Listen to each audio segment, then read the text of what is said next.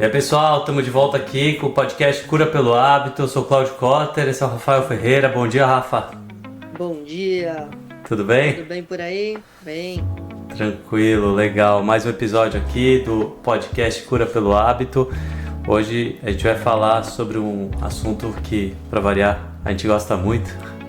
A gente vai falar sobre a teoria do conhecimento e fazer uma linha de raciocínio para entender melhor as doenças. Principalmente a gente vai falar hoje sobre fibromialgia, né? E o nome? Uma pergunta para você? Claro, vamos. Não, mas termina de falar que você ia falar.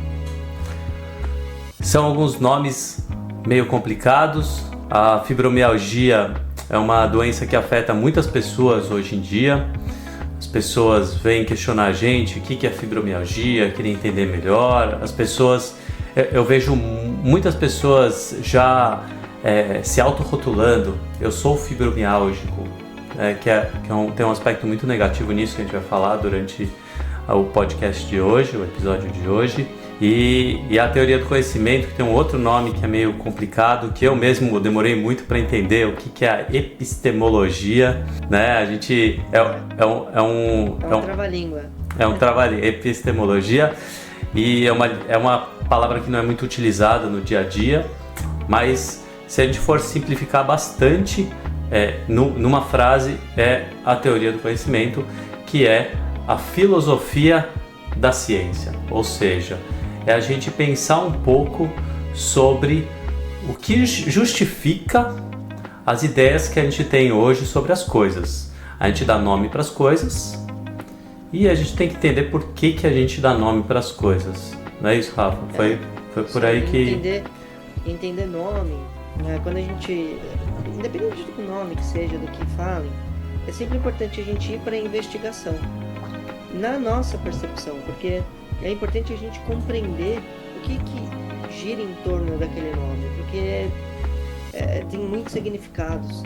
Eu gosto muito, as pessoas às vezes elas vão falando algumas coisas e eu falo assim, e qual é a etimologia do que você está falando, dessa palavra? E etimologia é exatamente esse estudo de entender de onde que surge a palavra. E quando isso acontece, a gente compreende muita coisa que, se a gente olhar só no nome e às vezes no dicionário a tradução, né, ou tradução quando a gente fala o significado, não condiz tanto assim quando a gente entende a etimologia da palavra, que é basicamente a teoria do conhecimento, o estudo da epistemologia, que é ir atrás desse processo. Aí eu quero fazer uma pergunta para você, Cláudio.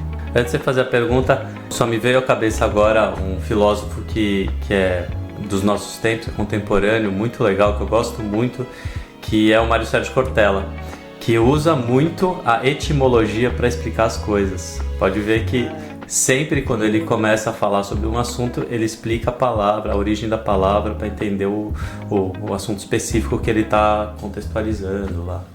Eu dou aula na pós-graduação de medicina chinesa, e eu uso muito isso, né? Eu uso muito a etimologia, porque da etimologia a gente traz uma percepção e uma visão muito ampla das coisas. A gente começa a enxergar as coisas de vários ângulos, porque quando a gente vai entendendo de onde surge, você vai ver que muitas palavras que são usadas hoje, o significado do qual a etimologia delas não tem nada a ver. Já mudou completamente ao longo da história. Então entender é muito importante. E aí vem com uma pergunta para você, Cláudio. Por favor. E para todos, mas para você responder. Serás capaz de purificar a tua visão íntima até torná-la imaculada? Pelo jeitinho que você falou, é Tao Te Ching isso. Tao Te Ching. Como, né? A filosofia é isso, né? Independente do tipo de filosofia, do tipo de filósofo aqui, e linha e tempos, no final todos colocam a informação que eles têm, que eles desenvolvem, ela é atemporal, né? Então é atual e entra em qualquer assunto que a gente falar. Eu, assim, estudando todo esse tempo que a gente vem estudando junto, o que eu vejo é que em muitos momentos vários filósofos durante a história veio de uma certa forma, criticando a ciência pelos motivos que a gente vai discutir aqui hoje. Então você vê em vários momentos eles questionando o quanto a ciência está sendo assertiva. Então não é duvidar da ciência, mas também não é considerar tudo que a ciência traz como uma verdade absoluta. Eu acho que essa que é a grande discussão aqui. Não é porque a gente recebe um diagnóstico que a gente tem que viver rotulado por aquele diagnóstico. Então entender, da mesma forma como a ciência tem muitas dúvidas ainda, faz muitos estudos para entender assuntos que já foram largamente discutidos na mídia, no meio científico, muitos dos diagnósticos que os médicos dão hoje, no futuro vão mudando, porque a gente descobre novas coisas, vem novos conhecimentos, e esse conhecimento faz com que a gente mude a forma como a gente entende uma somatória de sintomas que hoje são definidas, por exemplo, né, no caso da fibromialgia, ou síndrome fibromialgica, como uma doença. Então, só para contextualizar também aqui, Rafa, vou explicar um pouco o que define a fibromialgia, né? Então, de forma, lógico, bem simplificada aqui, é uma doença largamente estudada, mas se a gente for colocar como os 3 itens principais são avaliados na hora de diagnosticar um paciente, a gente avalia entre 18 pontos de dor, que a gente chama de trigger points ou pontos gatilho. Se o paciente apresentar pelo menos 11 pontos de dor, a gente procura, a gente pesquisa se o paciente tem um perfil depressivo, né, ou passou por um evento que gere um quadro depressivo. E o terceiro item, que eu acho que é o mais determinante de todos, o sedentarismo. Normalmente, quando vem o diagnóstico, é uma pessoa sedentária. E aí eu vou falar no final, quando a gente estiver concluindo toda a nossa fala, eu vou falar sobre a minha visão pessoal da fibromialgia e como eu entendo que se deve tratar, sendo que a gente já tratou vários pacientes com fibromialgia, né, Rafa? E eu acho que a gente tem um pouco de conhecimento já prático de todos esses anos que a gente vem tratando várias pessoas que vieram com esse diagnóstico de fibromialgia e a gente teve, na maior parte deles, bons resultados. E aqui eu já deixo, é lógico, assim como na ciência, muitas vezes os pesquisadores têm um viés para tentar trazer o resultado do estudo para o que ele gostaria. É lógico que quando a gente trata nossos pacientes, a gente tem uma tendência de lembrar muito mais dos que a gente teve bons resultados, obviamente, mas a gente tem consciência de que nem todos os pacientes a gente tem bons resultados, mas os que vem na cabeça são sempre os que a gente teve, nossa, aquele paciente porque a gente, assim, e aí eu acho que vou trazer aqui uma percepção, que é percepção exatamente até da frase, né? Eu falei assim, eu vou fazer uma pergunta, né? Que é um trecho de um capítulo do Tao Te Ching, que é: serás capaz de purificar a tua visão íntima? Purificar a visão íntima é a filosofia, porque o que a filosofia na sua e claro, tem vários tipos de filósofos, então a gente está falando e aí eu vou trazer aqui de uma filosofia taoísta. O que é purificar essa visão? Essa visão íntima. Purificar a visão é a gente sair dos conceitos no sentido de preconceito ou julgamento e olhar para algo como uma coisa só e não algo dividido ou segmentado. E talvez essa seja o maior embate entre filosofia e ciência, porque tudo se torna ciência, mas a filosofia ela traz muito para essa enxergar o todo, enxergar as coisas como elas são na sua totalidade. E a ciência, em caráter de estudo, começa a dividir e estudar na especificidade. E aí eu vou trazer uma questão científica aqui, que vem dos estudos da epigenética. Então, a epigenética estuda como os marcadores no nosso DNA, como o nosso sistema metabólico é influenciado através dos traumas, do meio, dos estímulos, né? E como o nosso organismo responde. E dentro desse processo, nós somos seres muito, muito, muito dinâmicos. Então, a nossa biologia é completamente adaptável o tempo todo. Então, não tem nada fixo. Eu vou falar, não tem nada fixo? Tem ali uns 10% estrutural do DNA, que talvez a gente poderia dizer que é o genótipo, que é fixo. E o restante é completamente metabólico, dinâmico e depende muito do que vai acontecer, do meio, dos estímulos e de várias outras questões. E dentro desse processo, nesse dinamismo, nós temos para uma expressão gênica. Então, a expressão gênica é a comunicação que é feita, que o DNA replica uma informação para uma proteína, para essa proteína agir no metabolismo. Isso é a expressão gênica. E para cada informação que a gente tem mais de 2.000 ações diferentes.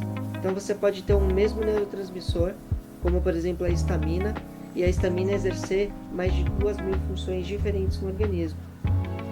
Então, o nosso dinamismo e a nossa complexidade, ela vem de um agente ter mais de 2.000 funções diferentes. E aí, quando a gente traz isso para você falar assim, um estudo científico é bom? Claro que é bom. É bom porque mostra pra gente, demonstra, consegue comprovar várias coisas. Mas a gente não pode colocar, como o Cláudio colocou ali, como uma verdade absoluta. Não dá. Não tem como ser absoluto. Porque isso varia, isso muda. Como você pegou um grupo e você fez um estudo. Você pegou uma célula e fez um estudo.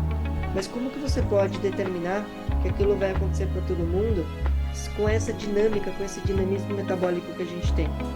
Então é isso que a filosofia traz. Então a filosofia traz essa... Então vamos tornar a nossa visão, vamos unificar essa visão. Então vamos pegar tudo que a gente tem e unificar e enxergar numa coisa que é mais ampla, no todo, para que a gente possa chegar próximos, ou talvez mais próximos de algo que vai trazer uma eficiência, uma eficácia maior para o nosso dia a dia e para a nossa vida, que é isso que importa. Tá? Então eu vou dar um outro exemplo aqui prático. Se a gente pegar ao longo dos anos, desses todos os anos de práticas alopáticas, medicina como um todo, quantas vezes mudou a regra para dizer o que é uma hipertensão, que seria a pressão alta? O número já mudou, pessoal, várias vezes.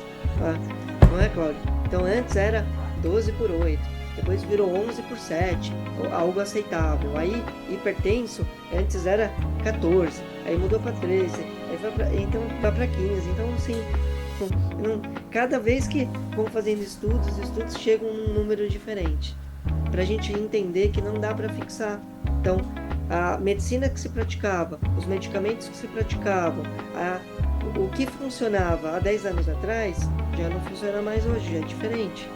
Então é dentro desse processo que a gente está trazendo esse podcast de hoje e trazer o estudo da teoria do conhecimento para a gente ampliar a nossa percepção e sair dos processos de julgamento ou determinismo e começar a olhar para as coisas de uma maneira mais ampla, assim, no aspecto de olhar de vários ângulos diferentes, e somadas essas informações a gente tirar uma conclusão pessoal.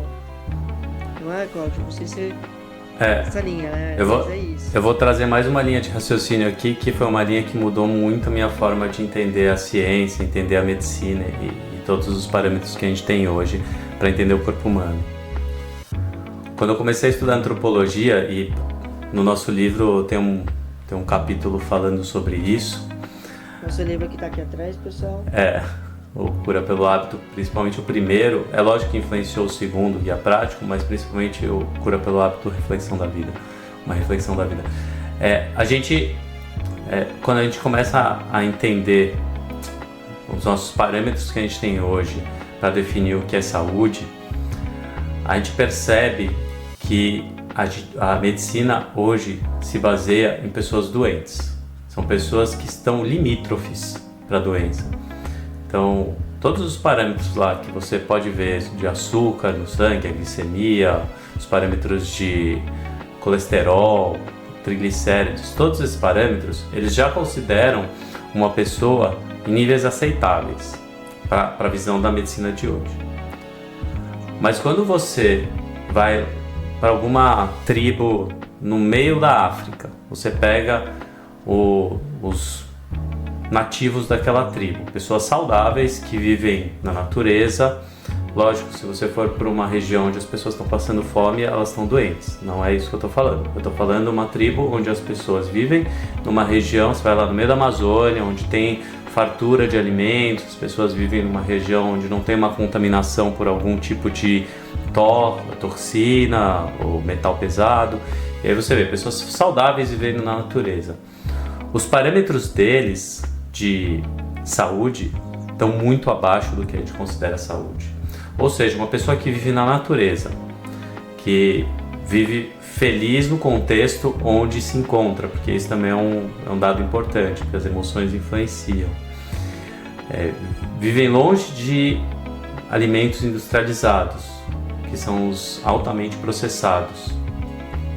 Essas pessoas têm parâmetros muito abaixo do que a gente considera saúde, ou seja, os limites deles estão muito abaixo, o açúcar deles é muito mais baixo que o nosso, vivendo aqui, comendo alimentos processados, o colesterol ruim deles é muito abaixo, triglicéridos, tudo que a gente considera como aceitável aqui para os nossos parâmetros de saúde, para esses indivíduos que vivem na natureza, eles estão muito abaixo do que a gente considera aceitável.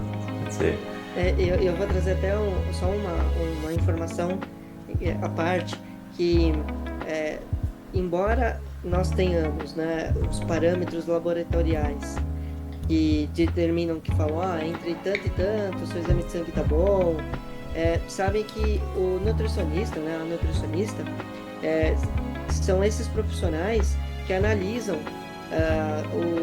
esses exames laboratoriais de sangue e eles não utilizam desses parâmetros, porque para eles, através dos estudos, eles vão, né, chegando a várias questões diferentes. Então, o fato de a gente às vezes estar com os parâmetros aceitáveis dentro do exame laboratorial não quer dizer que isso é saúde, como o Cláudio está colocando. E por isso é legal fazer um acompanhamento, por exemplo, com o nutricionista, para ele analisar e entender se se esses exames realmente estão bons ou se tem uma adequação a esse efeito. E fazendo aqui também, Cláudio, outro comparativo, a gente precisa também tomar cuidado, porque muitas pessoas que eu vejo entram nos assuntos que eles não têm nem conhecimento, simplesmente porque eles determinam que o que é científico é verdadeiro e nada mais existe. Então tem uma pessoa que hoje tem podcast, fala as coisas e fala muito sobre os estudos, as práticas baseadas em evidência, e que eu assisti... Uma pessoa, tem várias. Não, mas essa pessoa determinada, eu não vou falar nome, mas é uma pessoa, e essa pessoa foi inclusive você compartilhou comigo esse podcast falando sobre a acupuntura. E aí eu acho interessante, porque as pessoas falam sobre pesquisadores, né? Então se dizem pesquisadores, e essa pessoa em especial falando da acupuntura, emitindo uma opinião da acupuntura baseado em evidência, sem saber o que é a acupuntura de verdade, sem saber o que é a medicina chinesa. E aí essa pessoa nesse episódio fala assim, não, eu não acho que a acupuntura ela é eficiente, ela trata câncer. E aí é interessante isso, porque assim, de fato, se ela soubesse o que é medicina chinesa e o que é a acupuntura, ela jamais falaria uma coisa dessa. Exatamente porque não trata câncer, não trata mesmo. A acupuntura, a medicina chinesa não trata o câncer, porque isso é sintoma. Então, na visão da medicina chinesa, as doenças que são consideradas como doenças não são doenças, são sintomas. Porque a medicina chinesa investiga o que está por trás disso, como a filosofia. A filosofia, ela vai no que está atrás, como a etimologia, como a epistemologia. Então, é investigação. E na medicina chinesa, a gente investiga o que está por trás, a causa que está gerando aquele sintoma. E para a medicina chinesa, câncer é sintoma. não é doença. Porque a doença ela está envolvendo outros fatores que têm a ver com as emoções, tem a ver com a questão de alimentação e agentes patogênicos exteriores que são chamados.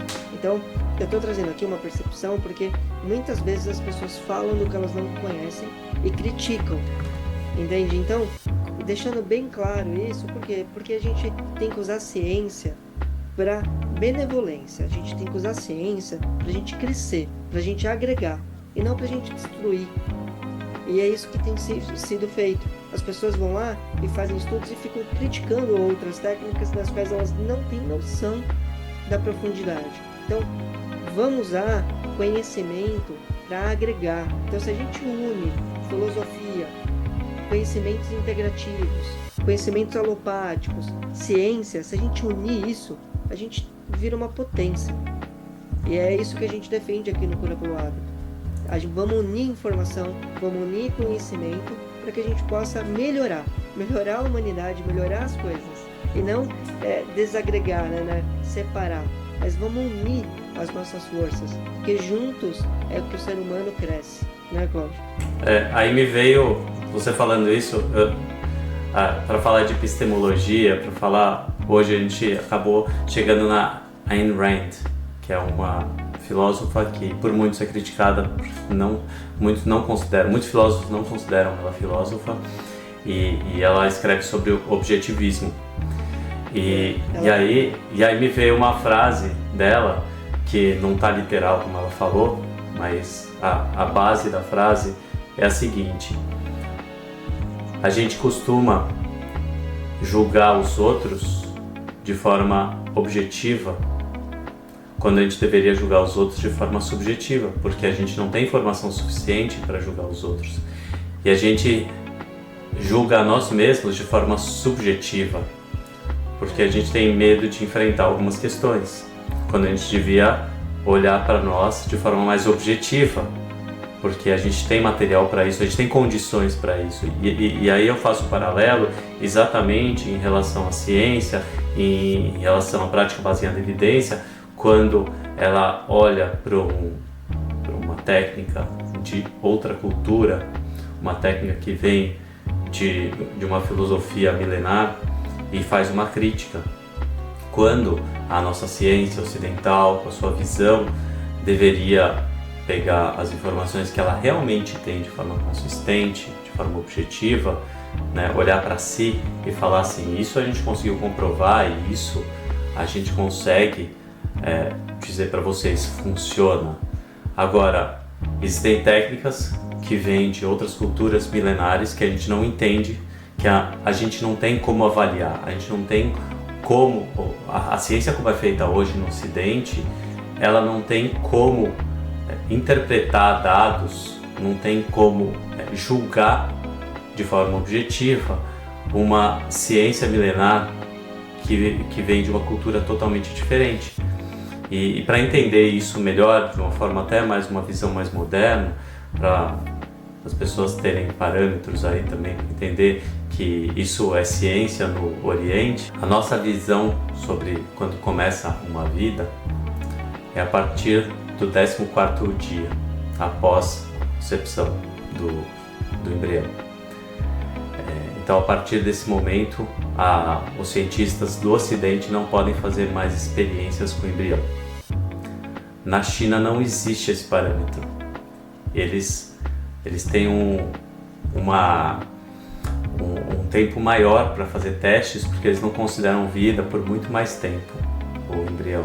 Eu não sei exatamente qual tempo, são 21 dias, se é um mês, 28 dias, mas eles têm muito mais tempo e a transformação que acontece no embrião nesse período é muito grande. Então eles conseguem avançar muito mais nos estudos genéticos do que o Ocidente, né? E aí tem questão ética, moral, tem questões de visão, né, das coisas que, dependendo da cultura, muda.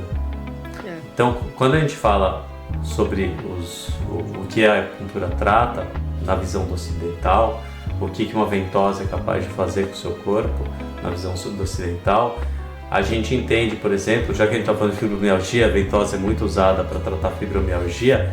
Na visão do ocidental, a fibromialgia, eu mesmo uso ventosa, assim como muitos fisioterapeutas usam ventosa, massagistas usam ventosa, e a gente percebe que o paciente tem um alívio de dor. E na visão do ocidente, na visão ocidental, a gente está fazendo uma liberação miofacial. A gente está fazendo simplesmente uma liberação para o tecido mobilizar melhor um tecido sobre o outro, porque a gente tem várias camadas de tecido. Então, dependendo da manobra que a gente faz, se é uma manobra mais profunda, se é uma manobra em traços, se é uma manobra com a ventosa, a gente está liberando camadas diferentes de tecido.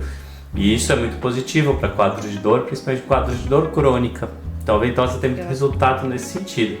Porque elas tendem, né, a face, ela tende a aderir por conta de tensão. Então, o que eu estou falando é, quando você começa a fazer as mobilizações, você faz voltar o movimento, né? Isso. E aí, que é importante, né? E aí melhora muita coisa.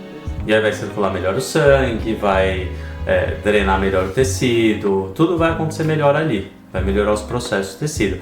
E aí tem as distorções. Primeiro, essa coisa de deixar o paciente todo roxo, marcado, que veio uma moda porque no esporte alguns atletas apareceram, desde o Phelps lá atrás, Michael Phelps começou a aparecer com marcas roxas. Os atletas acham legal aparecer com marcas roxas na competição porque mostra que eles estão que nem os profissionais lá, né? Mesmo os amadores gostam de aparecer com marcas roxas. E quando a gente fala de liberação de tecido, melhorar o fluxo sanguíneo, não faz sentido você deixar um hematoma, que é estase, você diminuir a circulação de sangue, né? Então, essa é a primeira questão. Quando a gente fala da visão da medicina chinesa em relação à ventosa, os efeitos que a ventosa tem no nosso organismo são totalmente diferentes dos que a gente consegue avaliar a partir da nossa visão ocidental. E aí o Rafa pode falar muito melhor sobre isso, porque aí entra os conceitos de meridianos, entre os conceitos da questão da energia vital, e são conceitos que a ciência ocidental não tem ferramentas para avaliar. Como é que você vai avaliar uma técnica se você não entende os conceitos e não tem as ferramentas? A ciência, como é feita aqui no Ocidente, não tem ferramentas para avaliar o que acontece dentro dos conceitos da medicina chinesa, assim como muitos outros conceitos. Então o conceito da medicina chinesa de utilizar a ventosa, ele vem com a mobilização de energia. Então é movimentar a energia que está parada. Então, por exemplo, um sangue parado é um acúmulo de energia que ali vai ser tóxica. Então o sangue tem que movimentar, a energia precisa movimentar. Esse é um dos aspectos. O outro é trazer energia para o local. Está faltando energia, eu preciso aumentar a energia daquele local. Então a ideia da ventosa para a medicina chinesa. E além de fazer isso, né, de trazer energia e mobilizar energia, na China, aí conceitualmente, o deixar hematoma significa que você vai puxar bastante sangue que está parado, e aí um sangue parado é um sangue que está com muita toxina, que ele precisa ser renovado. E aí eles vão fazer a sangria. Por quê? Porque aí vai tirar aquele sangue e aí o corpo vai mobilizar e produzir. A gente não pratica isso aqui no Ocidente, por questões aí já que aí envolve questão de asepsia, outras questões que a gente tem envolve a questão de sanitarismo, né, que a gente fala das questões da vigilância sanitária, e aí a gente realmente não pratica isso, não precisa. Então a gente tem vários recursos, então dentro desse aspecto a gente prefere, pelo menos eu prefiro não utilizar, para que não tenha nenhum tipo de problema com isso. Então utilizo da ventosa, mas sem a sangria e sem deixar roxo, que isso é importante, sem deixar hematoma, porque não faz sentido eu deixar um hematoma se eu não for fazer a sangria. Então, e inclusive é um parâmetro para a gente parar. Quando a gente percebe que a pele começou a já levantar os pontinhos vermelhos que a gente chama de petequias, ali a gente para. Porque dali em diante, se a gente continuar, vai começar a ficar hematoma. Então é até um parâmetro para a gente falar, aqui já tá bom, aqui eu já fiz o trabalho que tinha que ser. E aí, voltando, então entrando e introduzindo agora a fibromialgia, vamos entender esse conceito, né, Cláudio? Na visão epistemologia. Quando a gente fala de uma doença que foi dado um nome como fibromialgia, eu gostei de uma história que a gente achou, né, Rafa, que a gente até discutiu, que é a tal da história do besouro, do Ludwig Wittgenstein. Eu falei pro Rafa que tem que ser judeu ou alemão para falar esse nome. É complicado. Falar, tem que ser uma língua. Tem que ter treinado bastante. Então estudar em escola judaica ajuda bastante. Então, tem uma história são exercícios mentais, que a gente faz exercícios de pensamento, né?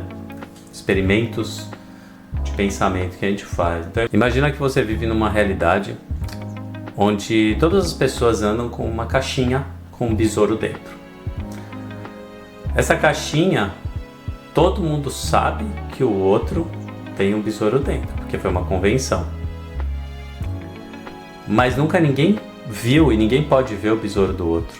Então você acredita que aquilo que está na caixinha do outro chama besouro. Porque você não conhece nenhum besouro, você nunca viu um besouro. Você sabe que o besouro fica dentro da caixinha de cada um. E aí você anda pelo mundo sempre vendo a caixinha do besouro, que foi convencionado esse nome, é uma convenção. O besouro está dentro da caixinha. Você olha o seu besouro, mas você não tem como saber como é o besouro dos outros e se realmente é um besouro, se realmente é o mesmo objeto que você tem dentro dessa caixinha. E aí ele fala que as pessoas vão ter que explicar para o outro com uma palavra o que eles têm dentro da caixinha deles, o que é o besouro deles. E aí entra também a questão de interpretação, porque a gente tem uma parte do nosso cérebro que é uma lente que interpreta o que o outro está dizendo. Então uma coisa é o que eu falo, outra coisa é o que a pessoa entende.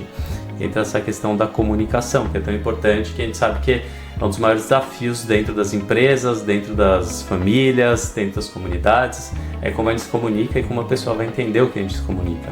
Porque não adianta você se comunicar muito bem se as pessoas que estão te ouvindo não entenderem a sua linguagem. A questão principal desse filósofo, com essa história, essa analogia, é exatamente dizer a complexidade da comunicação e o quanto a comunicação ela é entendida e tem muitas falhas, né, no processo de compreensão.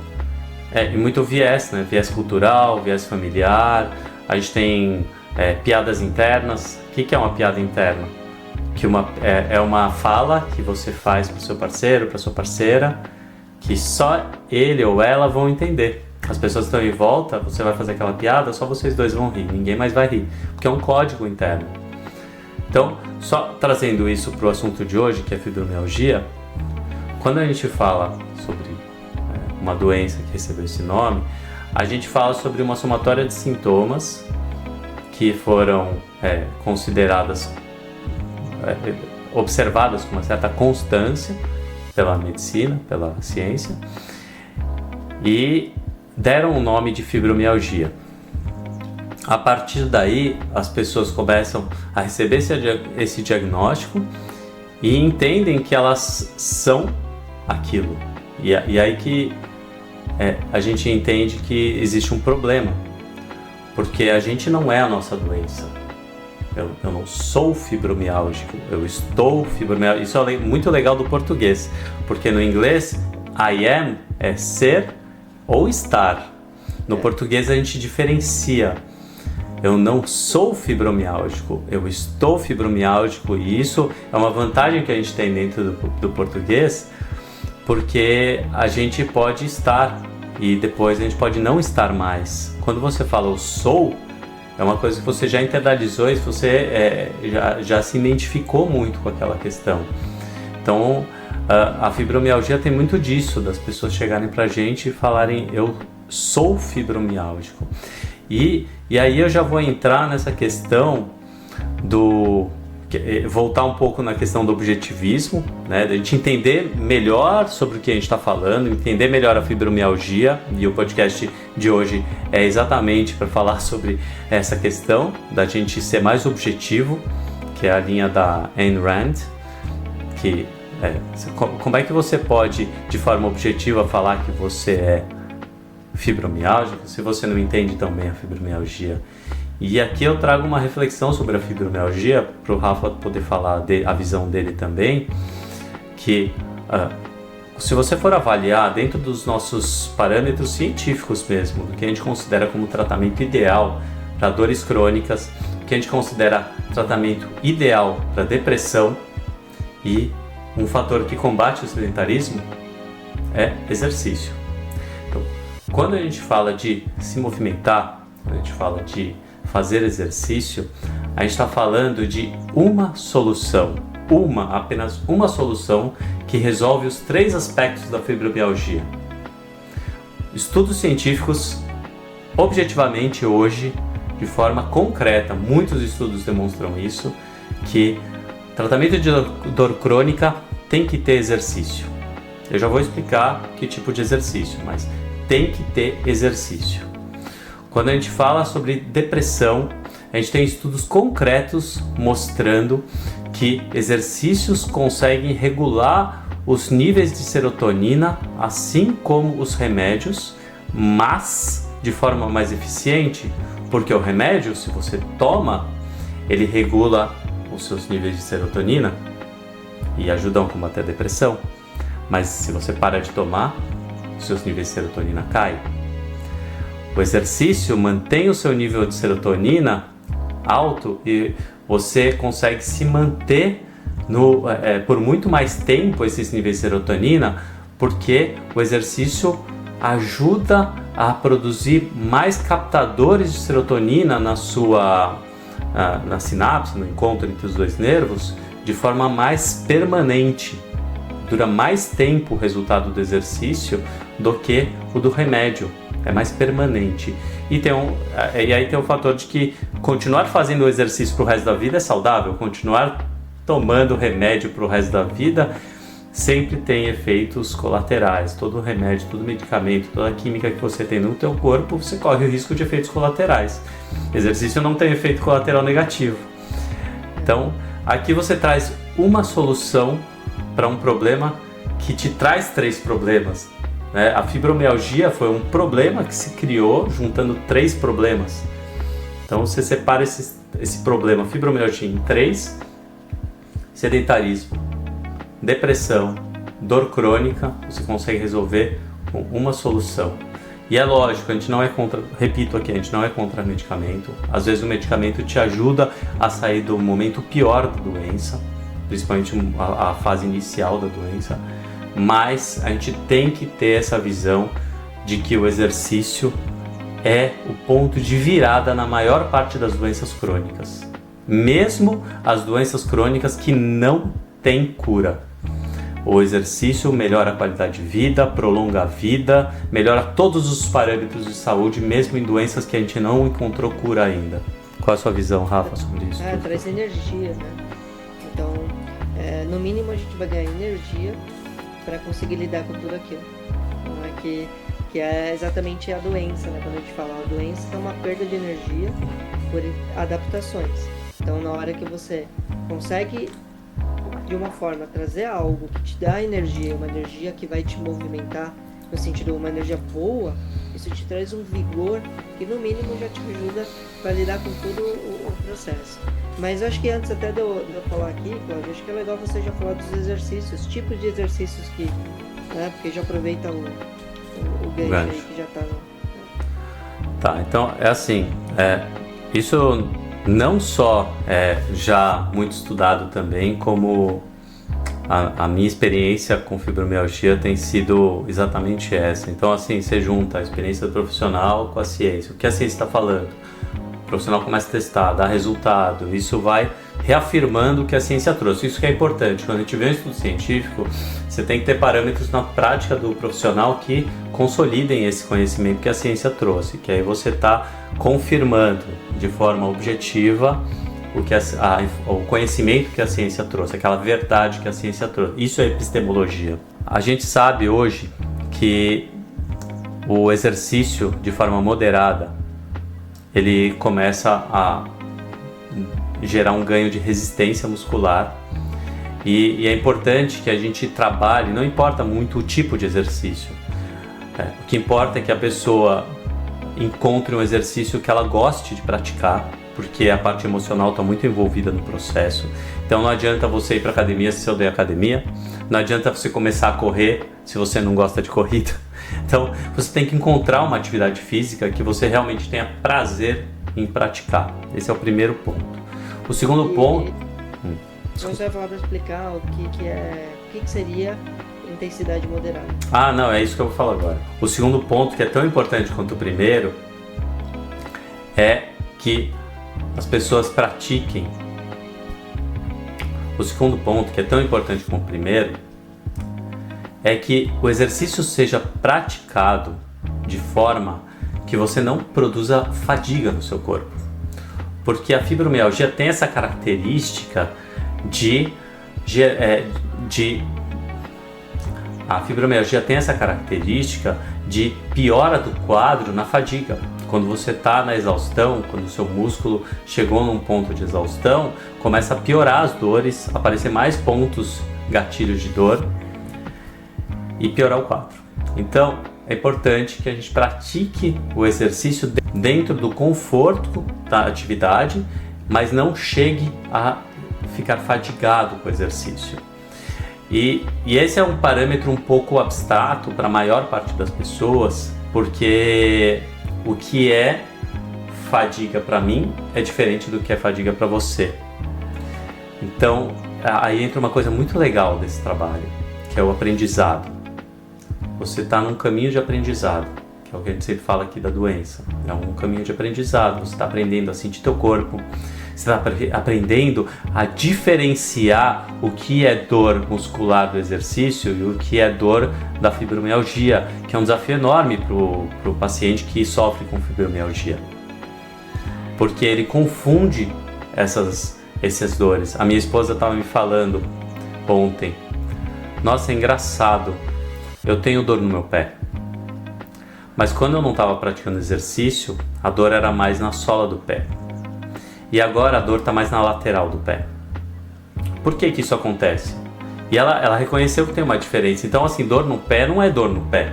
A dor no pé que ela tinha antes, e eu sei porque eu que mexo no pé dela sempre, a dor no pé que ela tinha antes era a dor do sedentário, aquela dor da rigidez, de quem não está se movimentando. A dor no pé que ela tem hoje é a dor de que ela está forçando os tendões dela a estabilizar melhor o tornozelo dela, que está instável. Então, uma dor era crônica de sedentarismo. A outra dor é porque ela está usando o corpo dela. É legal ela sentir essa segunda dor? Não. Seria melhor ela parar um pouco antes para ir ganhando resistência no corpo dela para cada vez mais fazer exercício. Mas... a partir daí é que ela ganha a oportunidade de mudar, né? Porque ela percebeu que existe uma diferença e aí ela vai aprender qual que é esse limiar, né? É essa questão de entender no seu corpo. Então essas dores, de certa forma, não são tão ruins assim. Mesmo que elas apareçam durante o processo, dores diferentes, são é importante. Né? Sim, é importante aprender a avaliar. E é isso tudo que a gente está... no final, é tudo a mesma coisa. O que a gente está falando aqui é exatamente a mesma coisa. A gente está falando de uma doença que a maior parte das pessoas tem uma visão de que não tem cura.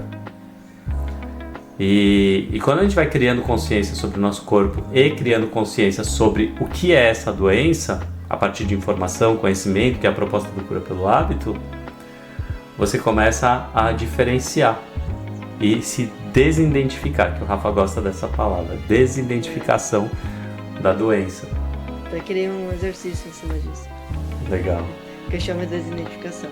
Mas então, pessoal, pra gente entender esse podcast, porque a gente falou de muitas coisas aqui, diferentes, mas que no final tudo tem a ver com a epistemologia.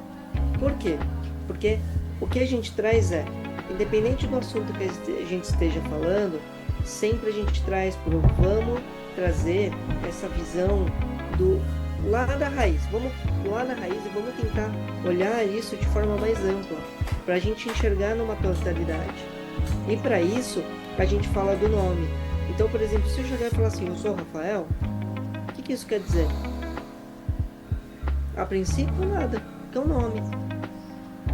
E aí eu posso me intitular, eu posso receber um nome, como por exemplo a gente tem na história imperadores que tinham um nome e o próprio nome já diziam como eles eram, né? Então, por exemplo, e aí você fala assim, eu não lembro especificamente do nome de algum deles agora, mas eu lembro que tem assim, o impiedoso, o grande, então o nome intitula, e aí isso aqui intitula e rotula, e uma vez rotulado, aquilo vira um destino. Então, eu acho que a maior prática que a gente pode ter aqui, ou a melhor prática que a gente pode ter, é a gente aprender a pegar o nome, tira o nome e começa a enxergar os sintomas, começa a enxergar o que aquilo quer dizer. Quais são as coisas que tem ali dentro? Explorar o que está dentro do nome. Então, quem é o Rafael? E aí o Rafael, em todas as suas versões, em todas as suas características, aí a gente começa a entender melhor o que é aquele nome. Como, por exemplo, a fibromialgia. Quando a gente tira o nome fibromialgia, fala, mas o que é? O Cláudio já deu uma perspectiva. Opa, fibromialgia tem depressão, tem sedentarismo, tem os trigger points, então, e tem mais coisas, e aí a gente pode ainda adentrar isso. Mas o que é depressão? Tira o nome e vai para dentro. O que é? O que acontece no sistema fisiológico? O que é sedentarismo? Tira o nome, vai lá para dentro. O que é trigger point? O que é ponto de dor? Tira isso aqui, vai lá entender. E quanto mais a gente vai entendendo, mais a gente vai desconstruindo os nomes, mais a gente vai construindo e compreendendo isso numa totalidade. E dali a gente pode ir para um processo de cura, ir para um processo de compreensão e melhorar a comunicação. Como é a história do besouro. Como eu melhoro a minha comunicação? Como eu me torno mais eficiente nessa comunicação? A comunicação externa e interna. Como eu melhoro a comunicação comigo? Indo para a compreensão. Sai do julgamento, sai do processo do objetivo, é isso, pronto, acabou, e entra num processo de explorar quais são os caminhos que eu tenho, quais são as alternativas que eu tenho, porque aí a gente encontra soluções, a gente encontra caminhos para qualquer tipo de doença, de problemas de relação, de problemas de comunicação entre filosofia, ciência e técnicas integrativas e tudo mais, porque a gente encontra caminhos de construção, né, Cláudio? Então acho que essa é a melhor ferramenta que a gente pode ter hoje aqui. Vai a partir do só sei que nada sei. Aí você já tá no caminho certo. Vai construindo. Isso aí, Rafa. Esse episódio hoje tá bom. Foi profundo, gostei, fiquei feliz.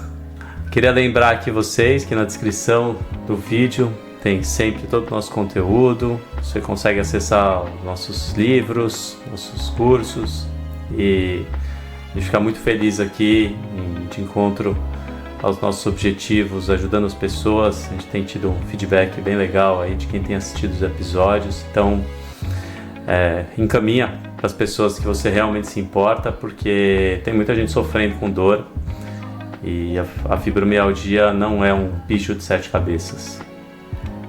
Tem caminhos, né? E pessoal, então além desse podcast que a gente tem o Cura pelo Hábito, que ajuda compartilhando, vocês ajudam muito a gente, curtindo, se inscrevendo no canal. Eu e o Cláudio também, a gente tem canais individuais para a gente trazer abordagens que às vezes a gente não vai conseguir colocar aqui no Cura pelo Hábito, né? Então o Cláudio tem o canal dele, que eu fiz o corredor, né, Cláudio?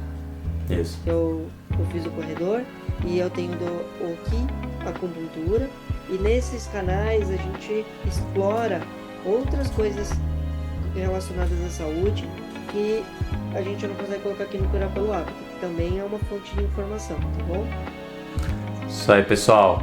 Ficamos aqui com o episódio número 19, Cura pelo Hábito, podcast Cura pelo Hábito, e semana que vem tem mais. Até mais, galera. Até mais, Rafa. Até mais. Um abraço. Abraço.